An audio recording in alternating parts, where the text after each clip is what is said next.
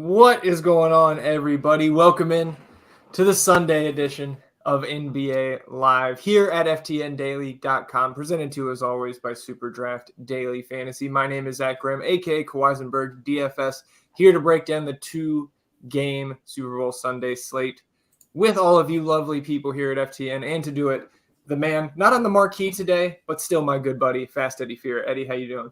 Hold on. I'm not on the marquee. Not on the marquee. It's NBA Live today. What? This has to be some sort of contract violation. I'm not on the marquee. I was about to say, Kevin, we got to talk. I'm looking at the marquee, and my name's not up there. Clearly, you haven't read my contract. And where's my bowl of brown M&Ms?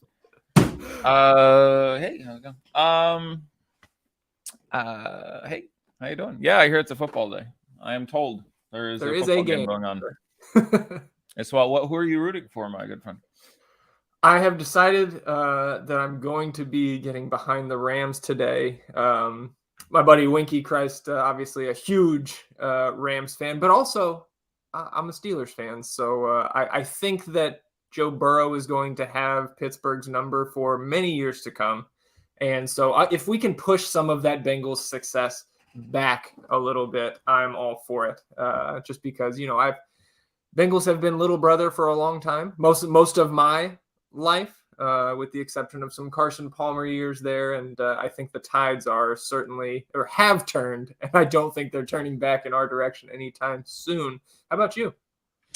I'm in Southern Ohio, so should I wish to, not be lynched, I'm going to go with the Cincinnati Bengals. I've been really, with my limited time this year, I haven't even gotten into as much basketball as I would like, so I have watched 3 hours of football this year. So I'm sure Bengals, it's a type of tiger. Those sound cool. Sort of at that point. Quarterback's cute. Sure. Yeah, I don't know. We'll see, man. I think it's going to be a good game. Obviously, there's a ton of weapons on the offensive side of the ball for both of these teams. So it'll be fun. But first, we have some business to take care of. It is 2 games in the association today. Maybe not the best games on paper, Atlanta and Boston, Indiana and Minnesota. But I do think there's some fantasy goodness and maybe a little bit of an edge that we can kind of figure out together here over the next hour. But we've got plenty of time, only 2 games. And I believe the second game, Indiana, Minnesota, goes off an hour after lock. So these games will be wrapped about an hour, I think, before kickoff of that big game this evening. Here's some news. Daniel Tice will not make the Celtics debut. I did want to recap, Eddie, our 3 board bets from the other night, because you did get the 201.9% Hornets ownership, and then we had 2 more. Which is pretty great. We split the other 2, right? We did. You had the great call on LaMelo. You gave me 10 points on Donovan Mitchell, which I was sitting there at halftime like, if this guy can make any shots, I'm winning this easily, because he had 7 boards and 7 assists at the half, and was not to be. And then Poku, my guy, came through for me. So yours was closer than mine was. The one I won was closer than the one you won, which was not close. Like, I didn't see 30 minutes, obviously, for Poku. Right. And I would certainly and a 40-berg, one of his better fantasy games in his career. Look good. I'm glad they're obviously going with kids. See if he got something there, make some value to trade him. When you have 9 draft picks a year, it is hard to keep everyone on your roster. So they have to be we got to trade 6 of these guys. We're going to release, Diakite and other perfectly viable players. Let's get these other guys out here, and then we can batch them up and be like, you 4 guys for someone slightly better, because they're going to have some roster density issues. 18 firsts, I think, between now and 2026. Presti still has in his war chest there. And I think picks after that as well. So now we are sitting, you and I, 25 points for Eddie, 22 for yours truly, and 1 tie. Still that 1 tie in there. So we'll see if we can get some more stuff on the board and have some fun here. I've been LaMelo's another guy I've been good with this year. I was low on him before his really shitty game that we just saw. And that one worked out there. Obviously a ton of luck there. Now my favorite guy was Kelly Oubre, and then Terry Rozier, and then LaMelo Ball. Adam Pfeiffer very, very wisely, sagely, sagaciously, sapiently had Terry Rozier as his favorite Hornet proved to be very good. One of many players our good friend K-Ship Killicam used to take down 10,000 American dollars. Huzzah to you, sir. Congratulations, a blessing on your house. Yeah, shout out to Cam. And Cam right back at it here, posting the news updates in chat as he does frequently. See a couple other of our subs in here early this morning. I guess early for some of them out on Josh, I know, out on the West Coast. Yeah. But if you are, before we jump in, if you are tuned in, I know our numbers are lower at noon Central on a Sunday, but I see 20 plus people watching now, only 4 likes. Let's get that up to at least double digit thumbs up there. And again, subscribe, hit that notification bell if you please. So Eddie, I guess we don't really need to have a structure. Plenty of time to touch on almost every player that would be in your player pool today. So I guess I'll toss it to you. Where would you like to start among these 4 teams? Well, let's talk with really the 2 relevant bits of pending news, both of which are pending. That being Anthony Edwards, questionable, as you alluded to, has been questionable for some number of games in a row. And then the second one being Malcolm Brogdon, questionable, also having been questionable for some number of games in a row. Anthony Edwards playing through all those questionable designations, Malcolm Brogdon playing in basically none of them.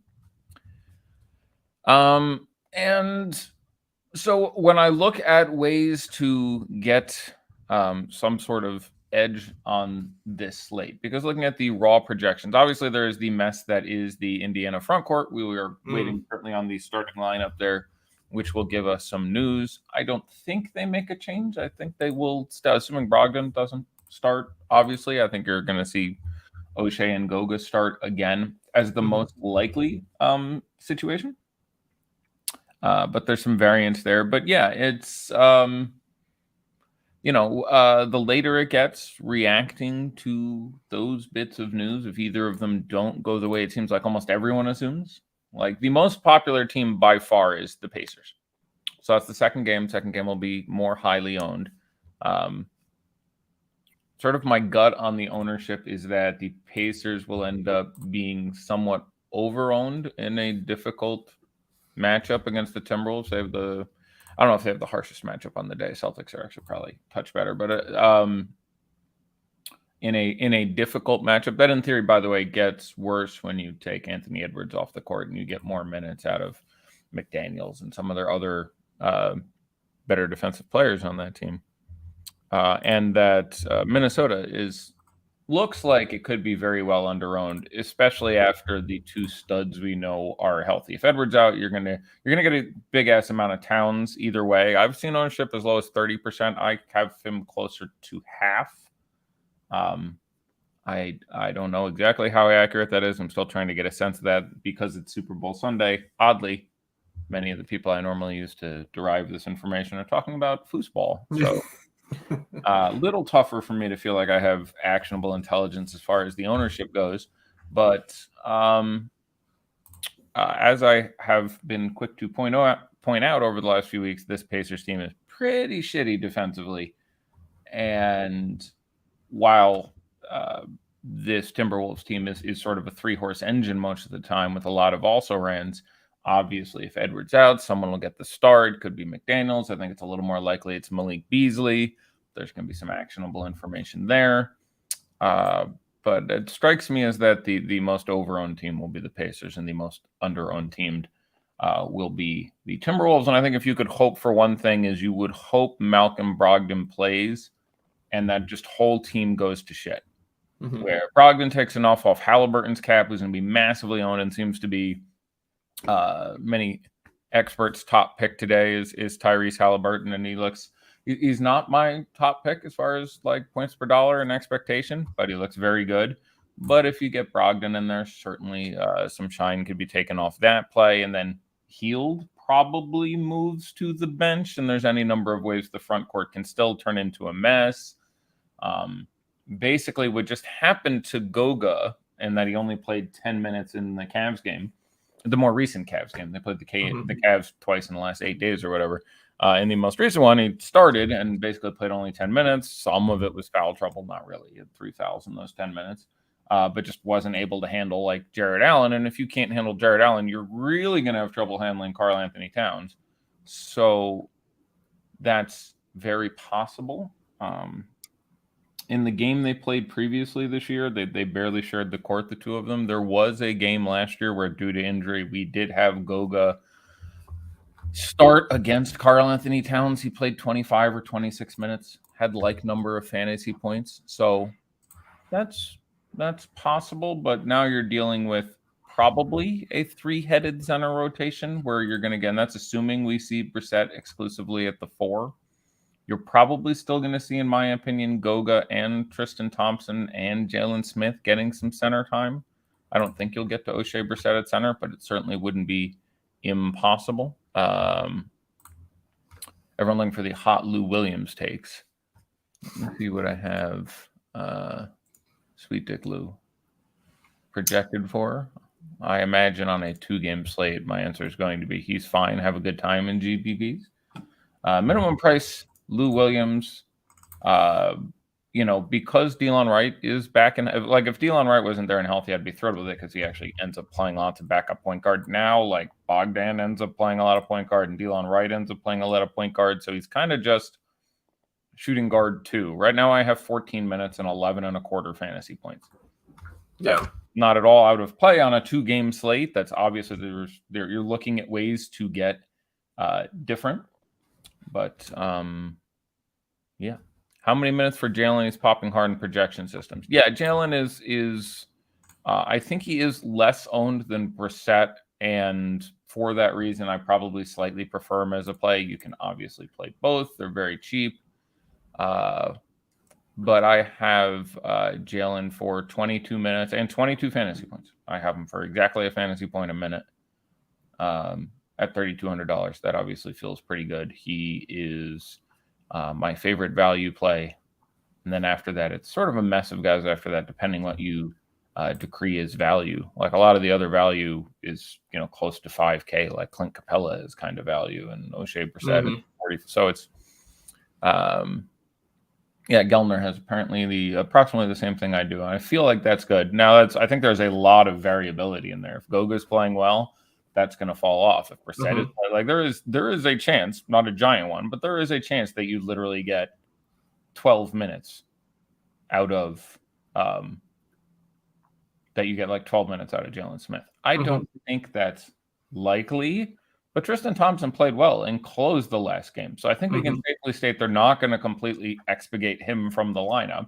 And if we think they start Goga, okay, assume Goga gets, I don't know what he did in that game last year, 25 minutes.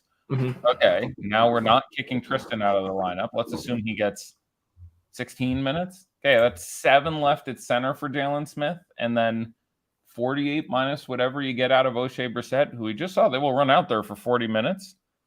So maybe you only get 14, 16 minutes. Like, I don't think that's likely. I think Jalen Smith plays about 22 minutes. There is a chance for more, but he is going to be one very popular dude. Who told you Tristan isn't playing last game? I don't know. It wasn't me. I was pretty sure he was playing.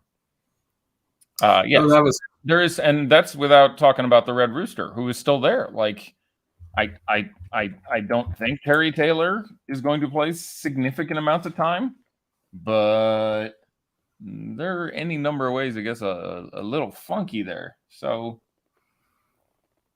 you know what I'm saying? Once, I'm just looking at what Dello said about who told him Tristan wasn't playing last game. That was a Friday game, so I wasn't around. But it's interesting because Tristan Thompson, in the first half of that game before Isaiah Jackson went down, didn't play at all. Right. So whoever told you that, Dello, was probably right on. Just got screwed by the injury there. And I know, like, you touched on it a little bit, but, like, Terry Taylor being off the injury report and assuming he's active is what's really throwing a wrench into this front court for me. Yeah, so you just got to hope that it's a mess enough that 1 or 0. I mean, you don't have to hope. This isn't. You can also lean heavily on these guys. You can play Goga and Smith. You can play, I guess, Jalen and Goga. You can play, like, you can double up on this, but you can hope 0 or 1 guys get there because just the minutes even out. That's not a particularly brilliant matchup, and you end up playing other guys who are much, much less chalky and project a little worse. But again, on a 2-game slate, not that many things need to go that weird for you to randomly get there. And I think, you go with Hawks and Timberwolves, who are in that price range or a little more expensive, and see what you can pull out of them. Like I'm waiting on lineups. Like we're at a non-zero chance that you have like Malik Beasley starting. And I look, it's Malik Beasley that can go wrong, but it can also go very, very right. If you look at Anthony Edwards' games logs this year, he played about the first 15 games of the season. And then he was out for 7 or 8 games, I want to say. And Beasley started most, if not all of them, and had like, I think 250 fantasy point games. Like he will jack up some goddamn shots. Yeah.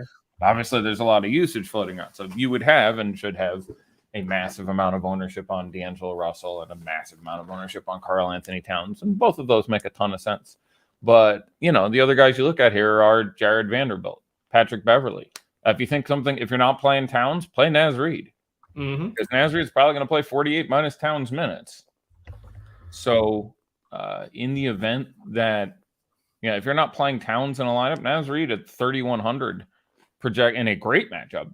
It's a better than a point a minute guy. He's going to project for like 1 point. Like I will go find my number on him, but it's going to say right now, I don't know, something like 14 minutes and 16 fantasy points, which is better than, for example, Lou Williams. I was just asked about by a little bit. I have.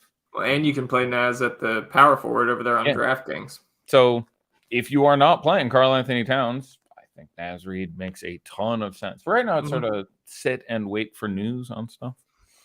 Yeah, I think just specifically talking about some of those mid-range guys, with how much ownership I think all of us expect O'Shea Brissett to see. On this one, I think Kyle has him, second right now behind Buddy Hield in terms of ownership projections on DraftKings. Jared Vanderbilt makes a ton of sense to me as a direct pivot off O'Shea and get one of those other Pacers front court pieces we talked about into your lineup elsewhere. Seems like a really good matchup for Vanderbilt. Yeah, it is. I mean, Vanderbilt, not a, I don't know the best way to explain this mathematically, but there are players who are very matchup driven. Like this guy is in a good one-on-one spot, he will excel. And then there are guys whose production is very not tied to matchup. Marcus Smart is on the slate. Marcus Smart's ceiling games come all over the place. Great games, bad games, even games, like just they sort of occur at random. And because of how much defensive stat and rebounding upside, you actually have similar variance with Jared Vanderbilt. That's just like, oh, did he happen to get the minutes? And shit just went his way and he shot 6 of 8 from the field. Yeah, you got 37 fantasy points randomly. So it's a fine matchup for Vanderbilt. And again, rebounds are going to be a big part of his game, and it's a good spot for that. So sure. Let's see. Javi chiming in here saying, setting some things up, can't tune in, but wanted our thoughts on Marcus Smart and new acquisition Derek White, saying any preference, any love for them. And for me, Eddie, I think Derek White's arrival is going to do more damage to, especially in this matchup, Al Horford and the Time Lord in terms of their upside rather than Marcus Smart. So how are you Go ahead. Right. So, well, no, there's a real chance that game goes kind of small now. Yeah. Because John Collins is out. Yeah. And we buried the lead a little bit, not saying John Collins is out. If anyone didn't know, John Collins isn't going to play today. So there's a chance that they go really small. I think it's most likely they start Gallinari. Okay. There's a chance they start Bogdan. There's a chance, like there's any number of ways in which this game goes really small. And then, more of that time can go to similarly small Boston lineups where you end up with Derek White squeezing Horford down in minutes, or Grant Williams playing a little bit more, or Brogdon unlikely to play is the update. Yep. Okay, then almost certainly will not. Like if he's unlikely to play from any reputable source at 1:20 in the afternoon for a 3:00 game after having mixed X games in a row, I honestly thought it was a little weird because it's so early in the day. It sounds dumb, but if I'm coming back for like Brogdon hasn't played since it's almost a month. I think he played January. It's like 50 total minutes since the second week of December. Yeah, and hasn't played since I want to say January 18th, somewhere around there. So, it's I honestly don't want to suit up at noon local time. Like that's I want the day to go. It's just everything's a little tighter in the morning for me. So Sure. So I guess more on Atlanta with Collins out. Collins said it looked like to me Collins been getting like 3 or 4 minutes a game on average over the last few at center. Yeah, so that does increase some of what you can expect out of both Okongwu and Capella, who should now share 48 as opposed to sharing 44. I had that in my notes. I think that's a very astute observation.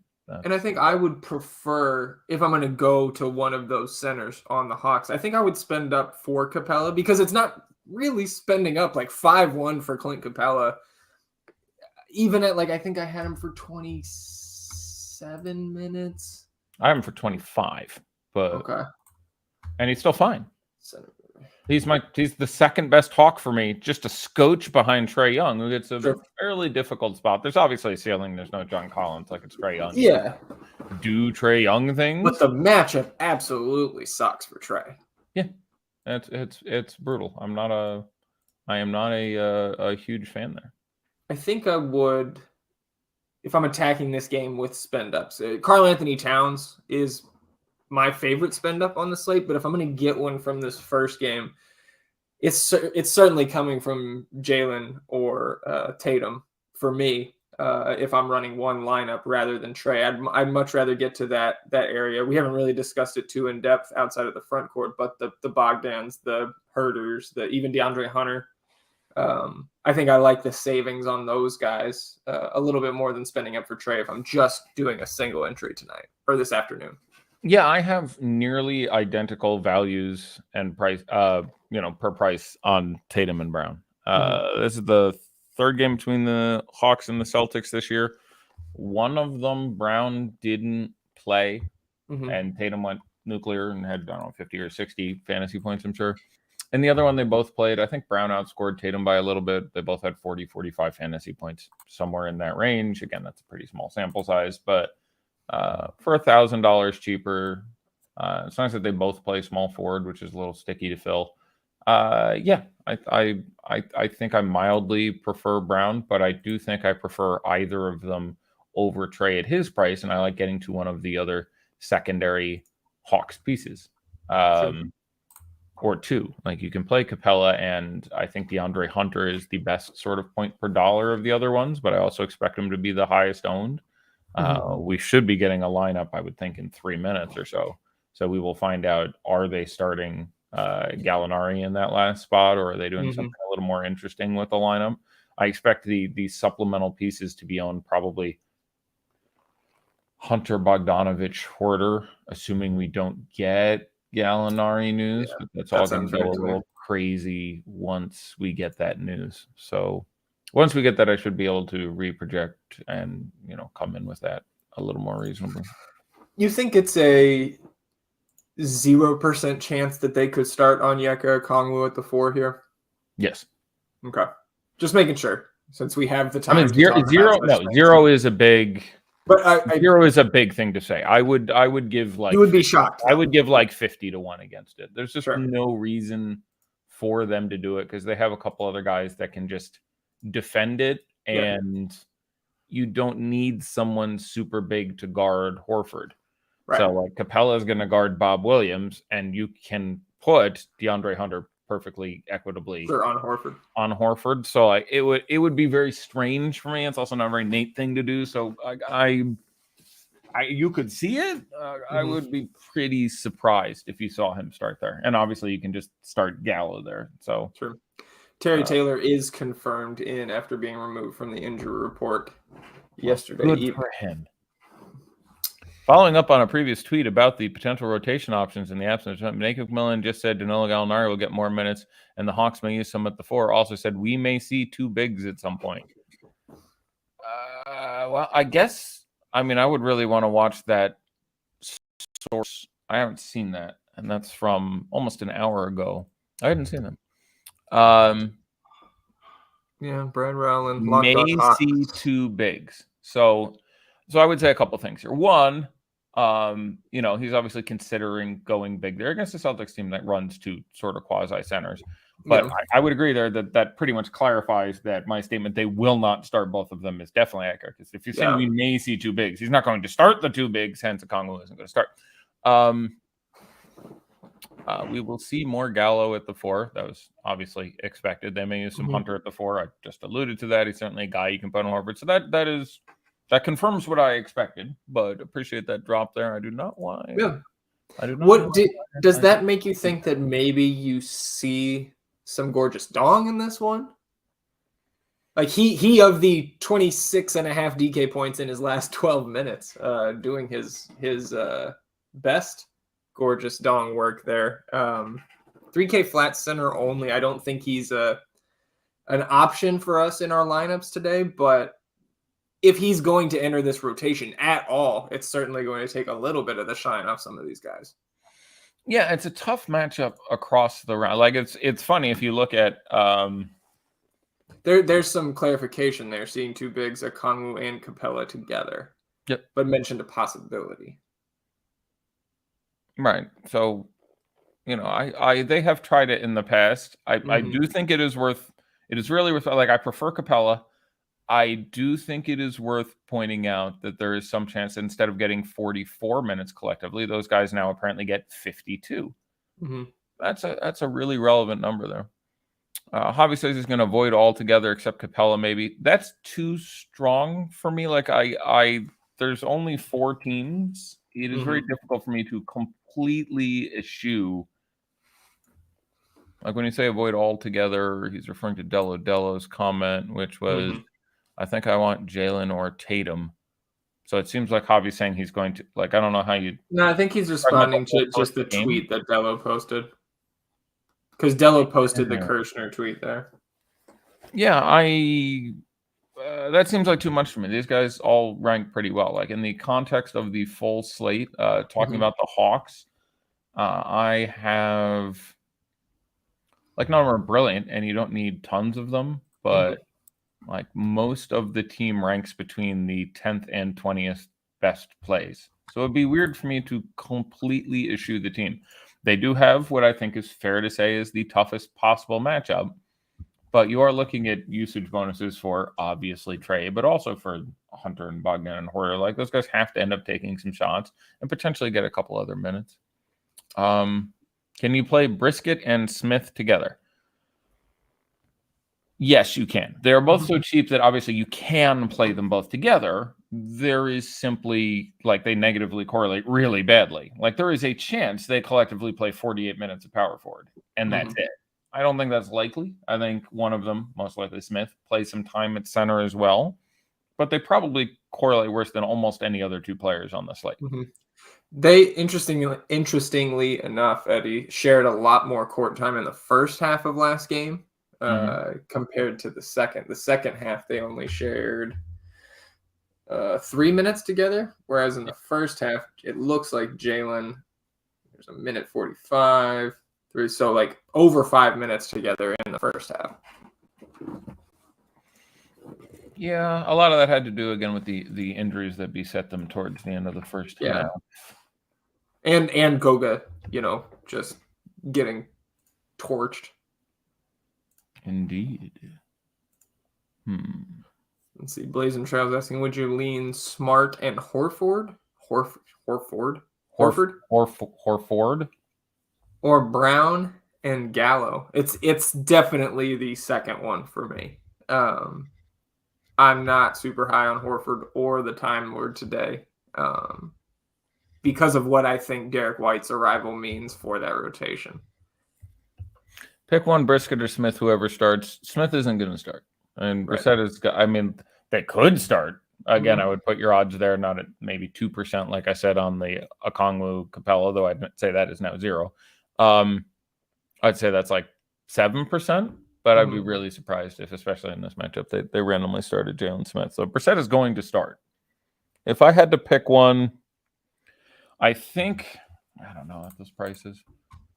That's a very tough pick for me. I'm inclined to slightly prefer whoever is lower owned. They both rank fine. They're both probably slightly over owned, but There's not a lot of value on this slate, so I am. You have put the question to me, and I do not have a particularly brilliant answer for you. I think I would prefer to go with Jalen Smith if I had to pick one of the two. Sure. Because of the ownership difference you're going to get there. And if this game blows out, like, obviously the Pacers are a little bit more salty here now with Halliburton and maybe a little bit of a Buddy Hield rejuvenation. Yeah, they're in Indiana too, so I think they're favorite. They're down by. I think the Celtics are favored more than the Timberwolves. They are 7.5-point favorites are the Celtics. Wolves 6-point road favorites there in Indiana. Yeah, I mean, I think the right way to play the slate, because it is purely binary. You have 2 decision points. It depends, obviously, if we get news on the second game on what's going with Anthony Edwards. Like, again, I'm less there starting Gallo. There you go. Nice.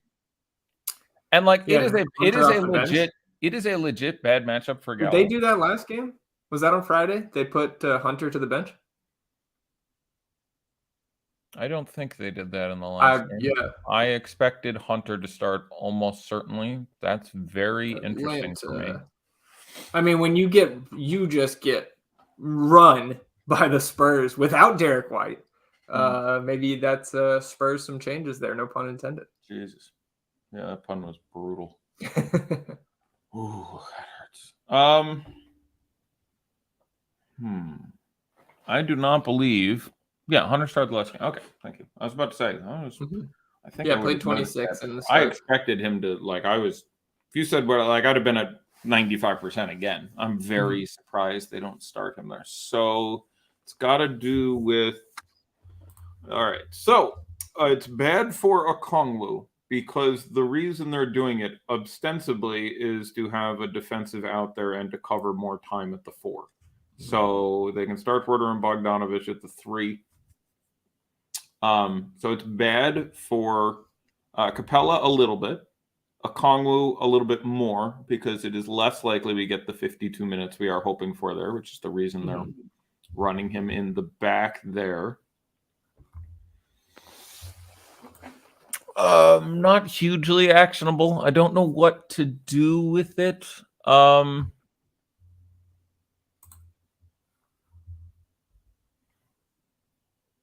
Because Hunter was going to be the most owned of these guys. So he's going to go from wherever he was. I'll go 37%. Now, because he isn't starting, he'll drop to 28%, which, is, mildly over-owned, probably relative to the other Hawks, to appropriately owned. Like, he will be out there more times when I probably slightly prefer him, actually. Because that's an error. Hunter is in, Bogdan is off the bench. Why the fuck are you doing that? Who did that? I'm scrolling. Who said, damn you, Chris Kirshner, get your shit together. Let me know when he issues an apology. Yeah. Okay, so I probably would have slightly preferred him because the ownership discount, I still would have expected him to see full minutes. Edwards is in for the Wolves. Okay, well, that's disappointing. Well, okay. Project everything out. That's not a ton of fun. We have had multiple Buddy Hield questions, and for good reason, projecting currently as the highest owned player on this 2-game slate. Zahn was saying that he got a lot more peripherals in his first game with Indy. And yeah, a lot more, maybe an understatement there for what Buddy did in that game compared to his Kings production this year. 9 rebounds, 8 assists. And 40 minutes, I think just under the 40-minute mark technically, but we can round up. How do you feel about that? Is that something that, assuming he starts here, and we talked about the fact that, they could shift this lineup. I think both of us probably on the train that now that Brogdon's confirmed out, Buddy will continue to start. Do you think he's going to pick up elevated peripherals on this new team?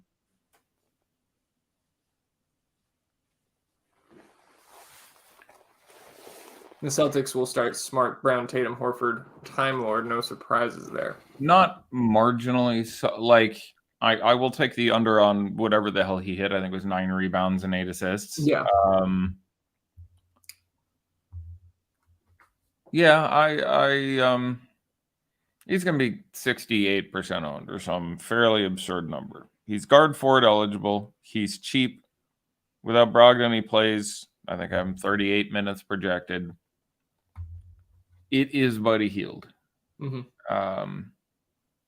Arguments for would include the fact that he only made 6 of 17 shots in that last game. So the peripherals carried him. Yep.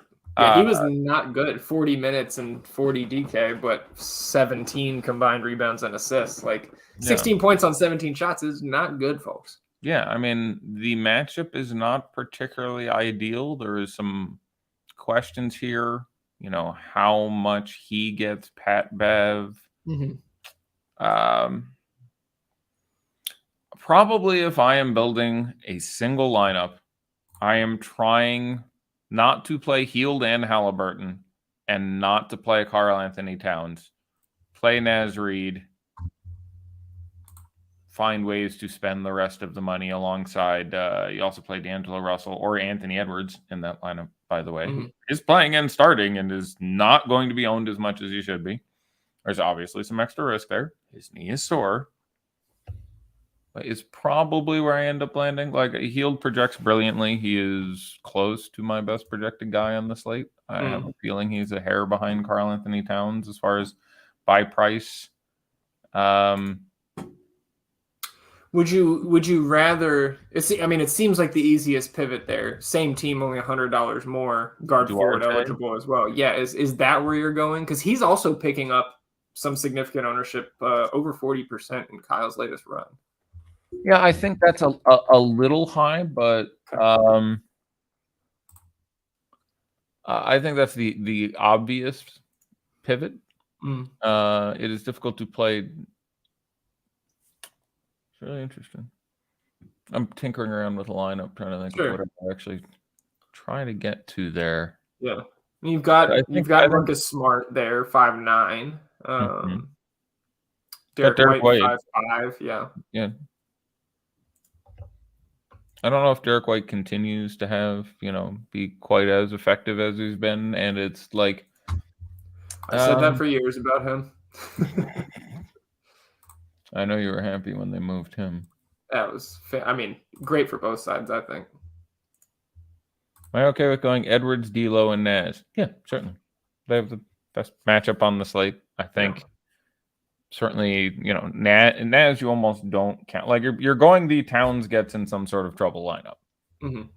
Like that's and I think that's a perfectly excellent way to build a lineup. So yeah, I think my placeholder may have all three of those players right now, by the way. So I'm absolutely fine doing that. It's not optimal, and again, I've spent a minute and a half on the placeholder, so don't over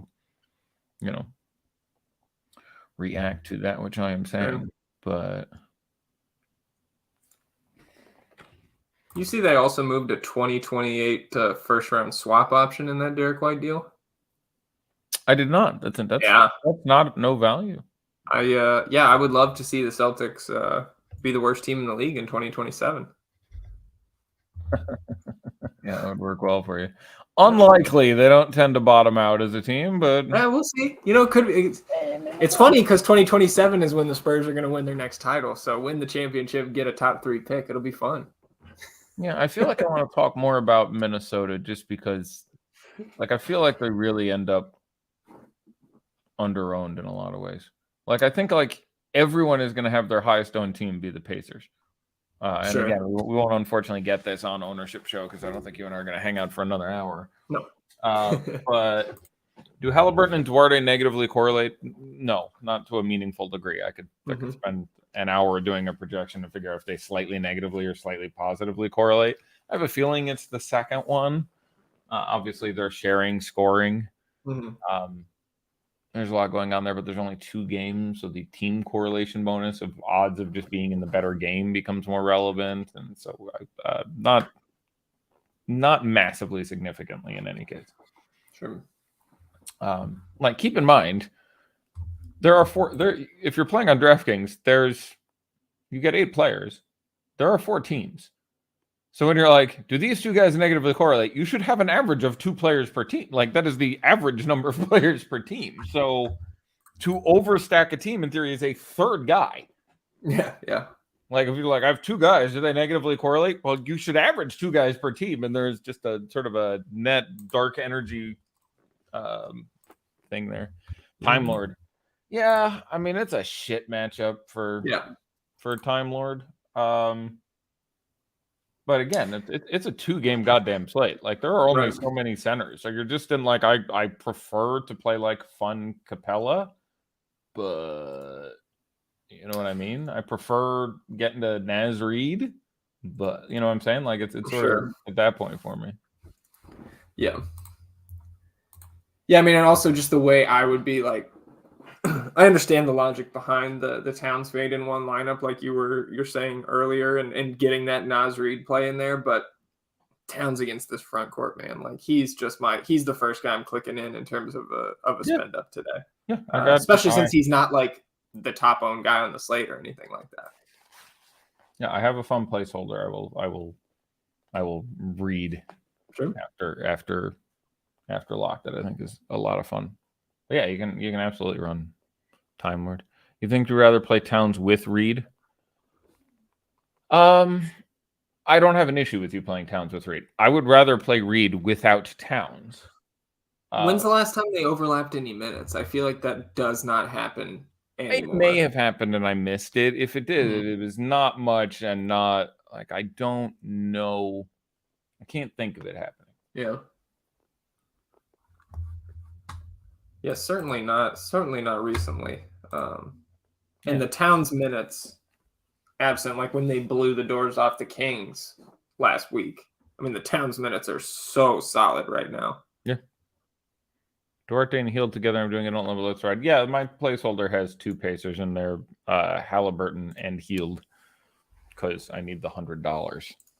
Otherwise, I would run Duarte and Halliburton to get away from that. But it's just very different in many other places. Would you rather play McDaniels or Beasley in 150 lineups? Oh, that's tough. So now I know Ant is in. I can actually project that pretty well. I suspect I would still rather have Beasley, but I won't confirm that. They will both be low enough owned that the ownership shouldn't matter a lot. I have Jade McDaniels as a slightly better play with 18.5 fantasy points to Beasley 17.5.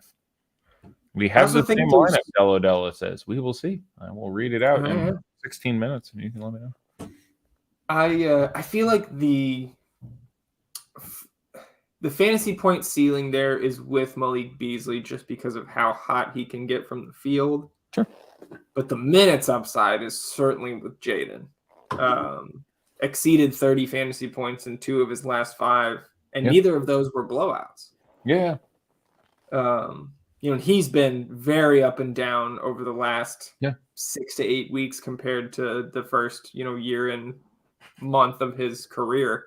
I think I would prefer Jaden. I know I'm not breaking from you there, but I would have more Jade McDaniels in a 150 build than Beasley. Yeah, I think that's right. And again, it's in my opinion, tremendous spot to get away from chalkiness there. Like we are going to have massive chalk. Brissett, Hield, Halliburton, a fair amount of Jalen, but like the Indiana ownership is just going to be too high. We're going to have such high ownership on Brissett, Hield, Halliburton, Duarte, Jalen. That's just a lot, dude. Like I like getting to. I have 2 Pacers. I think getting to 3 Pacers is okay, but I suspect they're going to be like it's. Those 5 guys are going to have 300% ownership. We're very close to that. Man, I have no D'Angelo Russells to play in my top shot lineups today, Eddie. I don't know where those D'Angelo Russells went. Really? Yeah. Oh, for moment ranks or whatever? Yeah, gave them all to my buddy. Yeah, I still haven't been doing that. Gave them all to your... Oh, I know what you're saying. Ha. I don't think it's going to be enough, by the way. I think they're coming right back. As a matter of fact, I could do it if you really wanted it. Yeah, I just can't quite... Well, it'll be interesting. We'll math it out, but I think it's like 40 I could get to. 45 is going to be a bridge too far. I think is really where we're going to end. Thoughts on Lance? You don't know if he was brought up. He was not. I mean, my answer would be it is a 2-game slate, so playing 37, I think is the number. $100 Lance Stevenson is fine. He projects for like 18 minutes and 18 fantasy points. Yeah, it's absolutely fine to get there. I need like 5,000 in collector score by tomorrow. So if anyone has moments they can lend, yes, I would absolutely send me a message in the Slack, because I want to get to the 45,000 collector score queue, and I have about 25,000 natively, and Zach has about 55,000 natively. So he can float me 10 and still be there for himself, because he doesn't need it for a day, and he's already done that. But I need to pick up like another 10 or 12 more than I have. So yeah, if it's convenient, I appreciate that. What else is there to talk about? You don't have a lot? Well, then I don't want you to, like, you want to lend me some moments? I will absolutely hold them. I will absolutely give them back in 20 hours. No, 23 hours. But let's talk Lance for a second. Sure. Since Cam brought him up, I know Cam trying to go he's back to back He's going to be some degree owned. Yeah, way to be right back at it. Way to be back at your desk, young man. Yeah. Like he's going to be owned 17%, 19%. See what Kyle's got him at. No great value really, so I think people are going to get. Kyle's got him 21.5. Okay, that doesn't strike me. It's egregious. I will take the under 21.5 if you want to take the over, but I'm trying to help you get something on the board in the next 10 minutes. You said, sorry, I was. I would take the under 21.5% ownership for Lance Stevenson. Nah, I think he's under that. Okay. I'll find you. Hear that, Kyle? We're just bashing you. And all the time. Not by much. And Kyle Murray is right about ownership more often than I am. He's pretty good. He's got some. But I think, how many lineups in would you be before you got a Lance Stevenson share, you think? 5. I don't have some of the guys I didn't mention because, yeah, it makes sense. The most likely scenario is he plays in the teens in minutes, and it's got like, he has exceeded 20 minutes. I will top of my head say just that one game out of his last 5, we'll say. He's a point per minute guy. You need shit to get a little bit weird. Brogdon still being out obviously helps if you want to do that. There's immediate pivot over the 6 popular Pacers who were owned over that. I just think there's a real chance that, like, the Pacers get run. Like, it's really tough to build a lineup with, like, to get away from sort of like the spend up Pacers. Like, I wanted to, and I don't know. My placeholder right now, so Della says we have the same lineup. Mine right now has 2 players from each team. Is it still the same lineup, Della? I have 2 Hawks, 2 Celtics, 2 Pacers, 2 Timberwolves. And there is balance in the force. Blocked. Oh no. That was one of the, back when Star Wars was clever during the original movies. I really enjoyed the fact that bring balance to the force meant like kill fucking all of them. Like that's sort of the, it doesn't get brought up a lot, but it's like, oh, he's prophesied as the one who's going to bring balance to the force. Yeah, he's going to fucking kill all of them. So there's like 2 Jedi and 2 Sith left. Cool. Did you watch the Boba Fett series? As a hardworking man, I have literally seen nothing on Disney Plus. Wow. I have not seen Boba Fett. No Mando. I am my geek cred is seriously hurting. I haven't seen any of the Marvel TV series. Okay. I haven't seen What If. I haven't seen Loki. I haven't any of that stuff. So I'm going to get myself fired soon from 1, if not 2 jobs, and then just go on a fucking TV bender. There you go. Yeah. Anytime you can get more, like, the screen time for Rancors in Boba Fett was fun. Really? Yeah. Nice. Rancors, not to use a rancor. Like I said, rancor, which is an actual word. Are you familiar with the word rancor? Rancor. The rancor. Yeah, that's like a rancor is like a commotion. No, rancor is a feeling of upset or anger. Like I had rancor towards him. There was rancor between the two teams playing on that thing. I will look it up there. I think you're thinking of, it's not hubbub, but it's bitterness or resentfulness is rancor. You are thinking of furor, or I don't know. There was something else I thought I knew what you meant in a second. Anyway, oh yeah, I guess we should talk hoops here. Shazam asking, are we both Towns over Trey today? I am. Well, I mean, the ownership is gonna be pretty disparate between the two. I think you're gonna have Trey at like 22%, and I think you're gonna have Towns at about high 30s. So yes, I do project Towns for like 3 more fantasy points. And I'm happier to save that money, although all the news came out. So Smith, Reed, or Williams if I have Cat. Smith. Like that's the chalkiest 2 guys there. So, I have Smith projected well better than Reed or Lou by like. Did you see what Dello said about his lineup? Points. Got you have 3 Pacers. Yeah, like, I don't think again, it always like the Pacers are the best team on paper. They are. The reason people are going to them is because people project them out, and the likelihood is the minutes go this way. And Brogdon isn't going to play, and while the front court is congested, the wings and the backcourt really very much are not. So while they do have the toughest matchup, and while I would not be shocked to see them get their shit absolutely pushed in, which screws up the minutes somehow or another, there is a reason that they are so highly owned, because they project really well. So I think it's too high, but like having 3 Pacers may put you under the average in the field. That's gonna be really close. Much like the balance of the Force, Anakin's redemption is awfully similar to his fall. Kill anyone that threatens his family. Indeed. I like that we're both stroking our chins. Both at the same time. Deep in thought. See, I'm growing my fuzz back a little bit. So I just felt like I had to compare. Frankly, I was like, my masculinity is pretty fragile.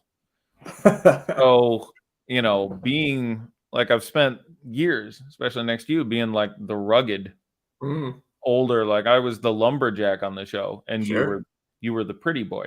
Yeah. And I was the top and you were the bottom. And then you grew the beard and I shaved up all pretty. And it was like, beard is generous, man. I said, well, you grew. This is fuzz. You grew it takes a while. It takes a while. So Ryan Arcidiacono signing a contract for the remainder of the season with the Knickerbockers. That was one of my hardest names forever. For some reason, the 2 hardest names, one, which was James Wiseman. Yeah. For some reason, he wanted to be Jameis Wiseman for me for like 10 days. Like, and I had like, I didn't put a Post-it on my monitor that said James and like underline the E, but I fucking should have, because I just couldn't do that for a week. And yeah, Ryan Arcidiacono. That one, I was like Ryan Arcidiacono. Like I completely mauled that name for a long time. Thoughts on Capella and 1 lineup on DK? He is in my placeholder. There is a chance they go with double bigs. Normally, you're getting roughly 44 minutes combined between Capella and Onyeka Okongwu at the center position there, because John Collins was getting like 4 minutes at center, sometimes 2, sometimes 5, but they were giving him some time. With John Collins out, presumably no one else will play center. And Coach Nate McMillan, that is, had alluded to possibly playing them next to each other a little bit. So instead of getting 44 minutes, you're getting 48, maybe 51. So I like Capella a lot. Persquezius gets a nod for the hardest names. Yeah, I still don't have it. Like, I know it when Zach says it, but I'm like Squamitas Nebida. So I just that's where Persquezius, like, the meat has just started Persquezius for me, and I just ran with it for a while. So yeah, Persquezius McStuffins. Nimiush.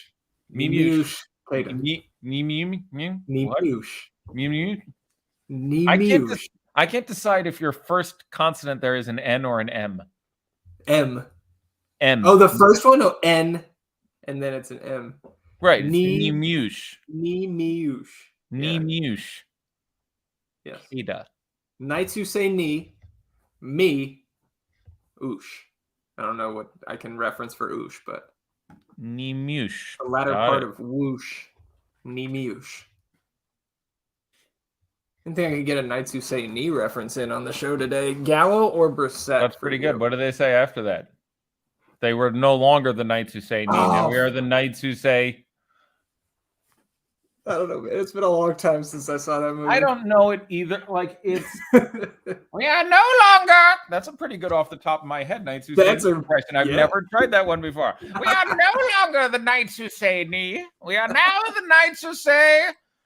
Icky. Yeah, it's icky or whatever. Something there. There you go. I've added to my repertoire of impressions there. I can do the lead knight who says knee, played by I think that's Michael Palin. If you know your Pythons. I do love I used to watch what was it, Around the World with Michael Palin or something like that. Yeah, that show? His travel show was over enough. You think Gallo getting the start is going to pull some ownership off Brissett? Yes, I think it is logical. Yeah, Panoramic was asking Gallo or Brissett. Certainly. Apps the Squeezely. Let's see. We're 15 seconds out. Yeah. That happened fast. It did. Like, that really picked up in a hurry. Well, as we, I guess we'll do some ownership and then we'll get out of here. But before we do that, just want to remind everybody that's watching, you could be catching us for free on YouTube or Twitter. And, it's okay. It's fine. I'm not excited about it. All right.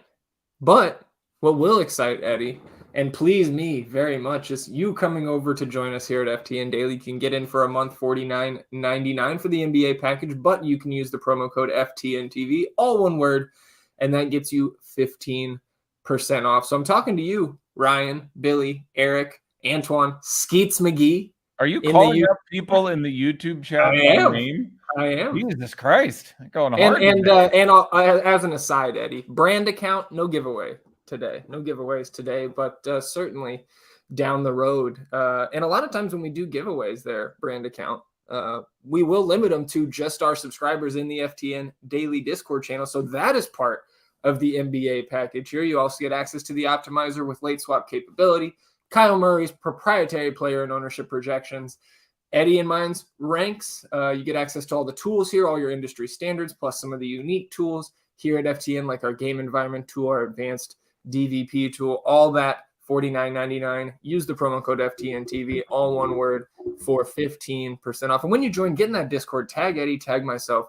Let us know that you came over from that YouTube chat, especially Skeets McGee. Keep that username in our chat, please, so I know that you're here. Strong. It's very Persqueezius McStuffins. It is. It fits in. It sounds like the name of like a bar in Pittsburgh where, I don't know, just like, I'm going to go down to Skeets McGee's and cornhole me a drunk. Like, it's as long as there's a Permani sandwich next door, I'm down to go to Skeets McGee's. There you go. Yeah, and as Hugo says, smash that like button. Don't forget to subscribe. And apparently, Josh Frick and I continuing our head-to-head series on Superdraft. Apparently, both of us only rostered Tatum and Brown from this first game. So yeah, he sent me. He had I apologize. Mr. Frick sent me a will you help me with our you bastard. And I did not assist him with his picks, what have you today. Gotcha. The good thing about that, I did see that he won one of those entries. It appears that you don't have to use that today. So if you did win that prize picks prize, I know we had people in our Discord channel talking about that. You don't have to use that today. There's Dello coming through with the pronunciation on what the Knights who say knee. All right. I'm going to go back and look at the chat. We were going to do ownership, so I had covered it up. So I will try to. The Knights who say icky, patang, zoom, boing, zignwergeningham. I was fairly close. That's not bad. I'm going to be honest. I feel pretty. I think I said patang, zoom even. Like I was. I think you did add that at the end. I was unprepared for that. But if I'm a cultured man. All right. The 150K game day special over here on DraftKings. 50K to first is what we will pull this ownership from for our favorite game. Obviously, only one game here at lock, but 50% of the slate, Eddie. So some sizable numbers here, no doubt. Who is the highest owned player from Atlanta and Boston? Now I'm gonna cheat a little bit and ask for the total rather. Ready? Ownership. I will guess a hair under 300. So I will say 296.37. 313.12. Obviously a little higher than I thought, but still pretty seriously outweighed about almost exactly 3-2. 487 to 313. I really don't know where to go here. They're going to be, I will say with very little confidence, Jaylen Brown. Jaylen Brown, number 4. The top 4 are within 4.1% of each. Oh, really? Fuck yourself. Yeah. I mean, that's about what they're all like. I will say that this is a fun game. They're all within 4.1%, huh? And you said that there was 313 total. Mm-hmm. So I will say that 4.1% ranges from 32.7 to 36.8. That's not bad. It's 36.3 to 32.2. Oh, I missed it by 0.5. That was fun. I'm a gigantic dork, but I love me a little math puzzle. Call it regression analysis, kids. Look it up. Number 1, then. Okay, so Brown is 4, you're saying. The other 3 are Tatum, Capella, right? Mm-hmm. Those are 2. Capella is the one I wasn't sure. What Tatum, Capella? I don't think it's Trey. I mean, it has to be Trey White or Smart. I'll say Smart. You have named the top 6. I'll say it's Smart in the top 4. Smart in the top 4. Well done. Okay, so I have to come out I totally muffed it by getting 4th place instead of 1st. So this is not going to be great regardless. But I will go with whatever. It's the other 3. It's Tate. They're all in 4%. I'm not going to pretend like I have the 2 games locked down like that. So the other 3 up top are Capella, Tatum, Smart, and then I will say more Trey than Derek White. Correct. It's Capella 1, Smart 2, Tatum 3, Capella and Jaylen at 4, Trey 5, Derek White 6. Trey 26, Derek White 23. Bang. Try this. Bang. Yeah. Trey 25.99, Derek White 23.17. Well done. Wow, I collectively missed them by 0.18. That's completely random bullshit. And again, if I hadn't gotten the first guy name was 4th, not 1st. So it's all ugly after that. But that feels good. Sometimes you need some random bullshit. So really nice how low owned Gallo is going to be then. Gallo, I presume, is in the teens somewhere. That's really nice. He's actually right behind Derek White, 22.67. Okay. Still, that's pretty good. It's if you look at Gallo's last 5 games against the Celtics, I was looking at it this morning because I remembered a game and I wanted to make sure I was remembering it correctly. They've played twice this year. Gallo is not particularly good in either one, and they played, I think, only 3 games last year. Maybe it was 4, but I remember they played 3 times in a week last year, and in one game, I liked Gallo for a reason that I cannot now remember, and he went the fuck off. I think it was 10 for 12 from 3. You had the most insane Gallo game. That's that half-court 3, the top shot moment he has, right? That game. So, yeah. But I think you and I might have been on for that show, and I just remember that Gallo won a lot of people money. I don't know if Collins saw it or what the hell it was, but I do remember Gallo having an absolutely nuts game in Boston. So like his last 5 games against the Celtics are like 15, 16, 18, 21, and 58 or whatever the fuck that game was. It was an absurd Gallinari game. I am enjoying the fact that 0.01% of the field played ISO Joe, 0.01% of the field played Al-Farouq Aminu. Those are 2 interesting players to play. I love that ISO Joe is still in the player pool. Yeah. It's like Marc Gasol has been in the player pool for Memphis this entire season. Yeah, I didn't know that. That's really exciting. Yeah. How owned is Bab? 17.5. So my placeholder is hold on, somewhere. Halliburton healed. I really didn't like that part, but it's all that worked in and gave me everything else I wanted. Brown, Gallinari, Capella, Russell, Reed, and Babb. So it's not a good lineup, but when it works, it's going to work really well. Mm-hmm. Again, you're just trying to get Naz in there. You have to play Russell or Edwards longhand. It uses every single dollar, which is oddly contrarian on a 2-game slate. So that was the placeholder. Somebody write it down so I can have the 8th time in the last 5 years of like, oh shit, I didn't make $100,000 again. Like, it's a great experience. I do it all the time. It sucks. Hugo says he really wanted Aminu to be something beyond at what he topped out. I was an Al-Farouq Aminu fan up in Portland. Very solid D, good guy too, from what I recall reading. Mm-hmm. So, I can but just couldn't stick anywhere after Portland, right? Orlando, San Antonio. He got hurt and couldn't. Yeah. Just couldn't put in the time. So never recovered. Sort of bench guy. I don't know if he's actually like out dead, but you feel the same about Sekou Doumbouya.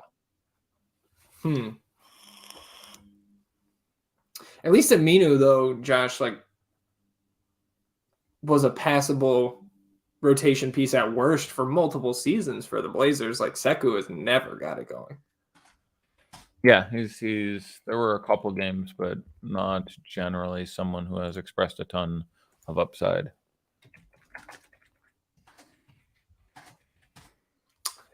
Well, all right. If it's all right with you, Eddie, I say we go ahead and get out of here. Let everybody get on with their afternoon. Obviously, we will be available in chat leading up to this second game of the 2-game slate for any questions, any news, and anybody who may be playing. I'm assuming there's some small showdown offerings across the myriad of sites. There's a showdown for the 3 p.m. there. Moses saying, isn't Al-Farouq Aminu some sort of prince? That I don't know. His name means, they called him Chief. His name means Chief. Yeah, that's right. Yeah. So I think Prince is probably a slightly anglicized version, but his family is descended from some sort of ruling class, I think. Yeah. Hugo says Super Bowl predictions. We talked big game at the top of the show. There will be 40 commercials that are really expensive to make. 3 of them will be good. I will watch highlights and not the actual game. It's just not worth the time. It's just not worth 3 hours and 45. Like I totally understand people who do, but I don't have a party to go to or anything. I'm not in any squares. It's a community thing. So yeah, there's something to watch. Instead of spending 4 hours, I'll spend 30 minutes, watch some highlights, and then find a website that here are the top Super Bowl commercials. Watch those. Knock it out in an hour and feel pretty good about it. So there's a chance I'll miss. Apparently, the second week of the playoffs was the best weekend of football in the history of football. Which is the one with the Chiefs fantastic. And the Bulls. The Chiefs and the Bills. And there were 4 games, the first 2 of which were pretty good, and the last 2 of which were fucking insane. I went back and all 4 came down to the last play, right?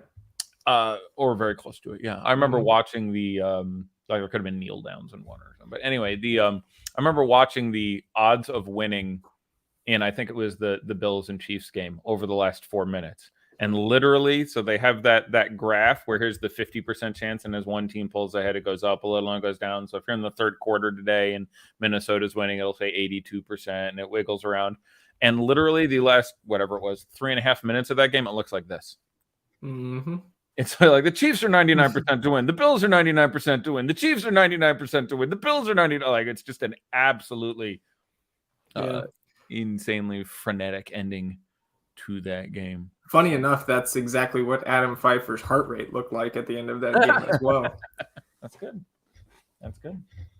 Let's see. All right, can we put up a board bet? I don't know. Call the No.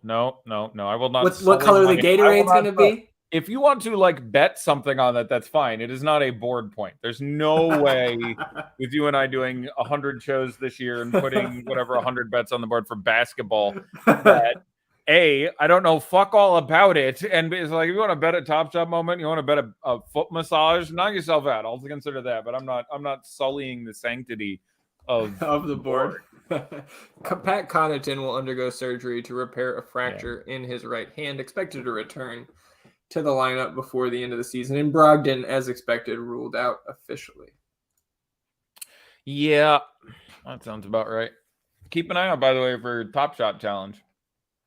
There's the random one for most whatever he scored, but the weekly one is most made threes, I believe. And I may need you to send that D'Lo back sooner rather than later. For a couple reasons. That'd be funny if he hit both challenges too. Yeah. It would finish my so let's Thomas take us off the air. I got to talk to Zach about Top Shot for a minute. So sorry, do the let's get those set the Hugo says set the over under. How many nipples will we see during the halftime show? They're in LA. There could be like 50 topless male dancers. And you have 100. So that's a good There is that a bet? I love the fact they have bets on stuff like that. I'm sure they do. All right, everybody. Appreciate you being with us. We got over 20 likes on the YouTube video. So big ups to all of you out there for sticking with us. For Eddie, I'm Zach. Shout out to lovely Annabelle for the Valentine's Day present. The neon sign in the background. Shout out Thomas, the producer extraordinaire. Good luck today, everybody. Enjoy the games. And as always,